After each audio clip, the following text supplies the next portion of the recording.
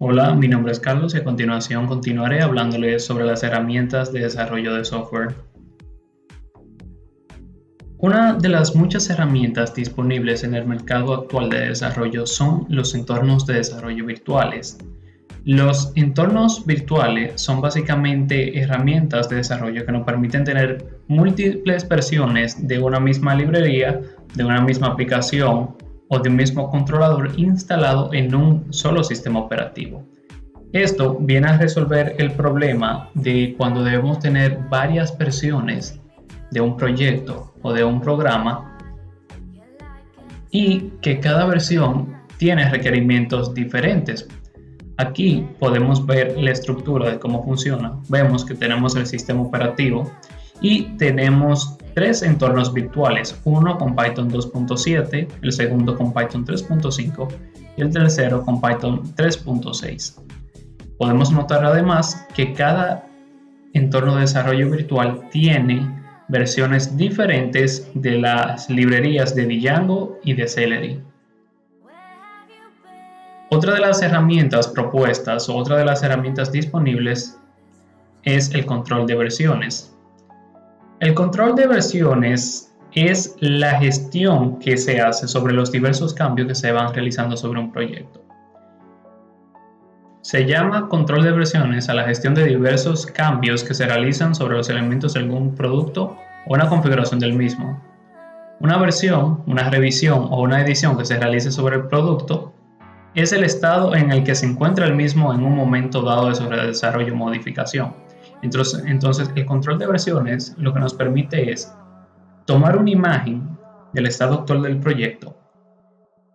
Nosotros entonces podemos realizar los cambios que queremos hacer y en caso de que estos cambios hagan que el proyecto deje de funcionar, el control de versiones nos permite volver al estado actual en el que se encontraba el proyecto. Dos de las tecnologías más destacadas son GitHub y Git. GitHub es una plataforma que nos sirve para almacenar proyectos, para almacenar nuestro código fuente y propone una interfaz gráfica web para realizar esto. Mientras que Git es un software que lo podemos tener instalado en nuestra computadora, en nuestro sistema operativo, ya sea con el Git Bash, que es básicamente un bash de Linux, Scrum. Scrum viene a proponer un conjunto de buenas prácticas aplicables al proceso de desarrollo de software. Estas prácticas vienen orientadas a hacer más eficiente el desarrollo colaborativo de software. Scrum propone un conjunto de puntos, como es la selección de requisitos. En esta etapa, el equipo de desarrollo se reúne con el cliente, el cual propone un conjunto de requerimientos. Es entonces que el equipo pregunta al cliente y aclara todas las dudas que puedan surgir sobre terminologías y temas no relacionados con el software, conocimientos no técnicos que tiene el cliente, que nos puede ayudar a entender cómo debe funcionar el programa. Planificación de la iteración. En esta etapa o en este punto el equipo se sienta y divide el proyecto en tareas. El equipo además trata de estimar el tiempo que se tomará realizar el proyecto y el esfuerzo que se le debe aplicar para hacer una cotización de cuánto se le va a cobrar al cliente. La ejecución de la iteración. Ya en la ejecución de la iteración se refiere a cuando el proyecto esté en marcha, o sea, al día de desarrollo de software. Una de las cosas que Scrum propone es que cada día se realice una pequeña reunión en la cual el equipo se junta y se debate el trabajo que se ha hecho hasta el momento sobre el proyecto, los errores que han surgido y los problemas que pueden surgir más adelante.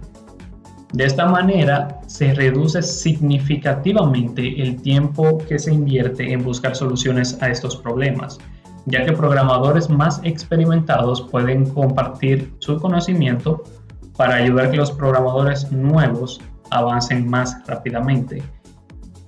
Estas reuniones ayudan además a que todo el equipo esté sincronizado con el trabajo que se está realizando, de modo que si un programador debe tomar el trabajo que está haciendo otro programador porque este no puede continuar, este esté en contexto y conoce todo lo que se ha hecho Scrum propone también la inspección y la adaptación. En el punto de revisión es básicamente que se presenta al cliente los requisitos que se han completado en una de las iteraciones que propone Scrum. De esta manera, el cliente ve cómo va el proyecto y es preciso destacar que el cliente nunca sabe totalmente qué quiere y es según el proyecto se va desarrollando que el cliente propone nuevos requerimientos que no estaban planteados al principio. La retrospectiva se refiere a un punto en el cual el equipo analiza la forma tal en la que se está desarrollando el proceso de desarrollo y propone mejoras que optimicen dicho proceso. También evalúa cuáles son los problemas que podrían impedirle progresar adecuadamente y cómo mejorar la productividad dentro del equipo. Otra de las cosas que propone Scrum es el Scrum Kanban, que es básicamente un conjunto de columnas, cada una de las cuales representan las etapas del desarrollo. Tenemos otra herramienta que es la generación de documentación, que es básicamente una sintaxis que se sigue en la declaración de comentarios para que esta herramienta la lea y nos genere una documentación de desarrolladores. Aquí tenemos un ejemplo y vemos cómo encima del método FindRunner se agregó un comentario en el cual se hace una pequeña descripción de lo que hace el método, los parámetros que recibe, el valor que retorna y las excepciones que pueden surgir. En Java, por ejemplo, la sintaxis para esto es utilizar asteriscos dobles en los comentarios de líneas múltiples. Aquí tenemos un ejemplo de una documentación para desarrolladores, algo muy importante a la hora de crear software, ya que aquí podemos saber qué errores podemos esperar de un método y así estar preparados para que ya en un ambiente de producción nuestro software no falle y estos errores no pasen desapercibidos y se conviertan en fallas. Tenemos los generadores de Graphic User Interfaces, que en el caso de ASP.NET con MVC, que tiene una herramienta que a partir de los objetos de la tabla nos genera las vistas básicas como son Create, Read, Update y Delete, el CRUD básico. Aquí tenemos un ejemplo de una interfaz del generador de Graphic User Interfaces. Y aquí tenemos el resultado final. Esta es, por ejemplo, la vista de detalles de uno de los registros de la base de datos que generó a partir de una plantilla. Bien, a continuación vamos a ver un ejemplo práctico de lo que hemos estado hablando. Aquí tenemos un IDE, un Integrated Development Environment, integrado porque tenemos varios elementos. Tenemos consola, tenemos una terminal aquí, tenemos una consola de Python, tenemos el control de versiones y tenemos un buscador de todos. Bien, por aquí tenemos la configuración del runner y el debugger y nos permite varias cosas. Por ejemplo, tengo la versión 12, me permite configurar el archivo de ejecución y los parámetros con los cuales voy a ejecutar eso. Me permite también indicarle el ambiente virtual en el que voy a ejecutar. Entonces, lo primero que vamos a hacer aquí es hablar un poco sobre lo que ya habíamos visto sobre los ambientes virtuales. Voy a estar utilizando Linux para mostrarles y lo primero que voy a hacer es listar lo que hay en la carpeta de Virtual Environments. Tengo 3 entornos virtuales. Voy a activar el primero.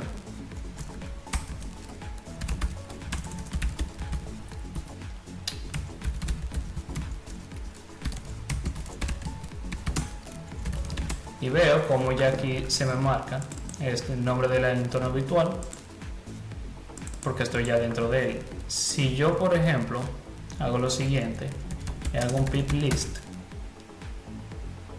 me muestra todas las dependencias que están instaladas dentro de ese entorno. Como ven, tengo todas mis versiones diferentes, entonces esto es lo que me permite.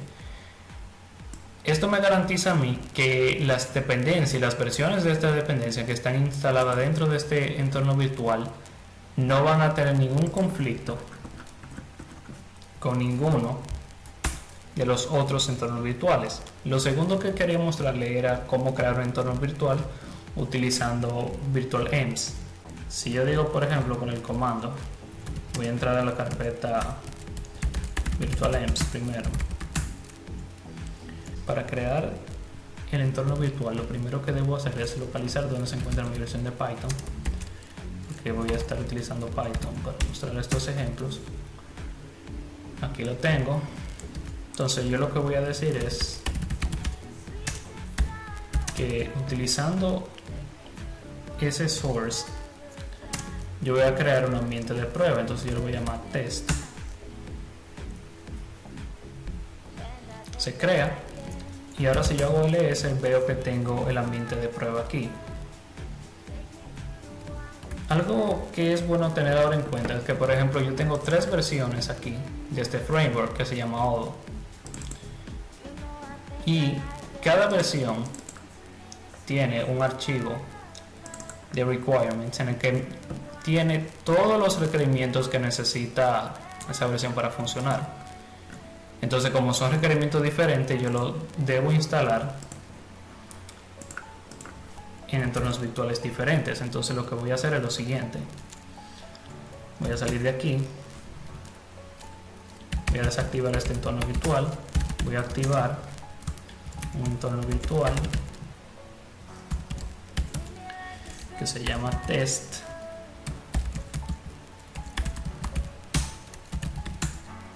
Si yo le hago pip list, no tengo nada aquí. Entonces yo voy a hacer lo siguiente: me voy a dirigir a una carpeta que tengo que se llama Odoo 11, Odoo. Si yo listo, veo que tengo un archivo de requerimiento aquí que debo instalarlo, y digo pip install, le digo que son requerimientos, y ahí ven cómo se va instalando todos los requerimientos que están en ese archivo.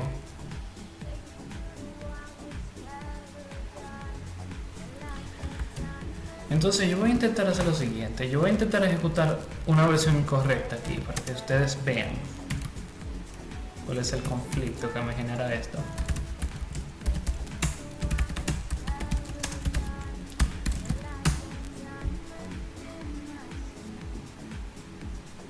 Ven, me generó un error y me dijo que la versión 12 detectó que yo tengo Python 2 y que esa versión de Odoo requiere una versión mayor a Python 2 para funcionar.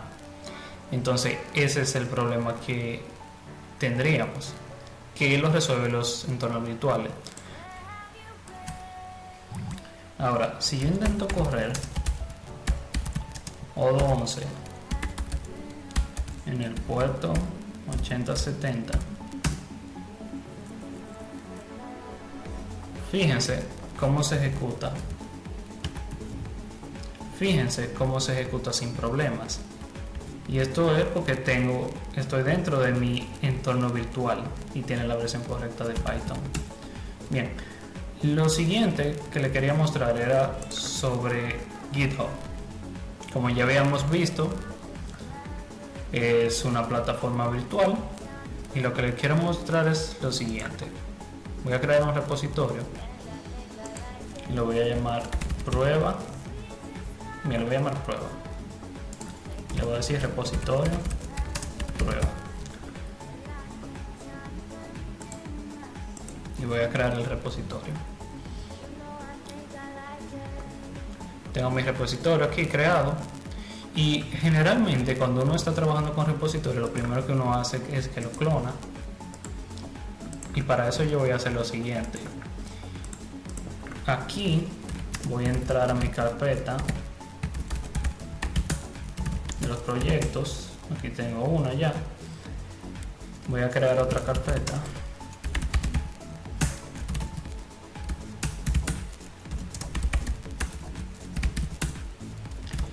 Y aquí entonces yo voy a clonar mi repositorio. Bien, si yo hago ls, fíjense que ya yo tengo mi repositorio de prueba. Yo lo que quiero hacer es abrirlo aquí.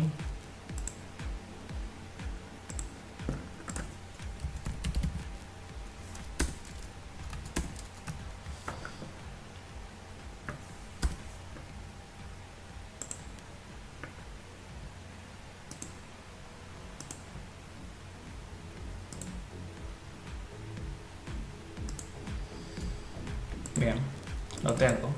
Fíjense que si yo digo git status,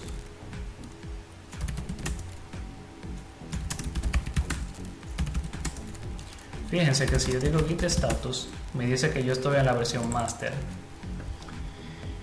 Generalmente, cuando se va a trabajar, lo que se hace es que se saca un branch.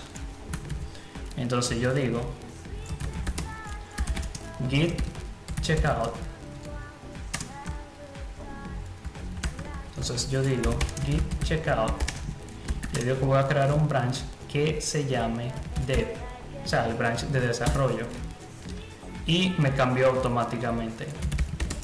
Si yo digo git status, me dice que yo estoy en ese branch. Si digo git branch -a, puedo ver que tengo dos branches, o sea, tengo dos versiones. Tengo el master y la versión que estoy utilizando, o la copia que estoy utilizando para desarrollo.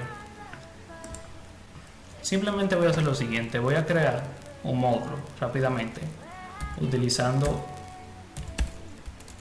el comando que me brinda este framework.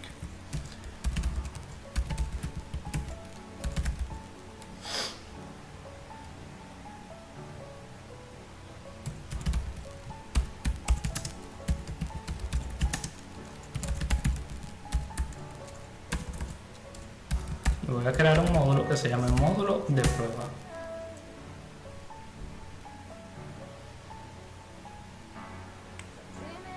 Bien, si yo digo ls, veo que me creó un módulo aquí. Incluso lo podemos ver aquí, que ya lo tengo creado. Me creó un sinnúmero de elementos que no son relevantes para este video. Si yo doy git status, me dice que yo tengo archivos que no lo estoy siguiendo, entonces tengo que añadirlos. Si digo git status, veo que me dice que yo creé todos esos archivos nuevos, y lo que yo digo es voy a crear un commit, o sea, una imagen del cambio que yo hice, git commit, y digo, mire monstruo, yo añadí un módulo que se llama módulo prueba, y yo creé la estructura básica. Si digo git status, me dice que yo tengo todo guardado. Si le doy git log, yo puedo ver el historial de los cambios que he hecho. Si yo, por ejemplo, borro esta carpeta y digo git status, ven que borré eso. Ahora, si yo hago lo siguiente y digo git log, copio el ID de ese punto de guardado o de ese commit, como ustedes quieran verlo, y digo que yo quiero reiniciar el repositorio y quiero borrar los archivos a ese punto, fíjense cómo me devuelve mi módulo a como estaba antes. Lo siguiente que se hace es subir los cambios, y eso se hace mediante el siguiente comando. Yo digo git push, le digo que me establezca la conexión, la primera vez que hago el push, con el origen y el branch que se llama dev. Debo ingresar mis credenciales.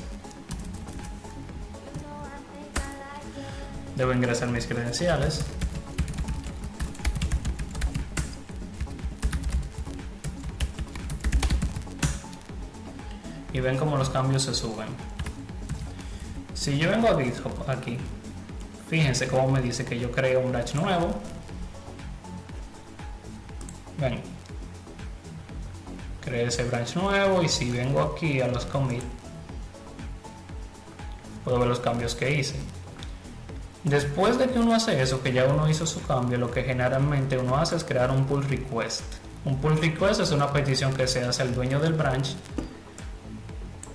indicándole que uno quiere fundir nuestros cambios con la rama que está en producción. Se puede dejar un comentario, etiquetas, etc. Se crea el pull request y el dueño de este branch lo apruebo aquí. Como yo soy el dueño de este repositorio, yo puedo hacerlo, pero generalmente esto estaría bloqueado y necesitarían la aprobación de otra persona. Y le digo que yo quiero hacerle merge a todos los cambios. Y fíjense que ahora si yo vengo a master, me dice que yo traje todos los cambios de ese branch y tengo todos esos cambios aquí. Bien, lo siguiente que les quería mostrar es el tema este del Scrum Kanban. Como ya les dije, simplemente un conjunto de columnas y las tareas se van moviendo de una columna a otra según se van completando. Algo importante en esta tarea es que para contabilizar nuestro trabajo generalmente se agregan registros aquí. Nuestro nombre, lo que hicimos,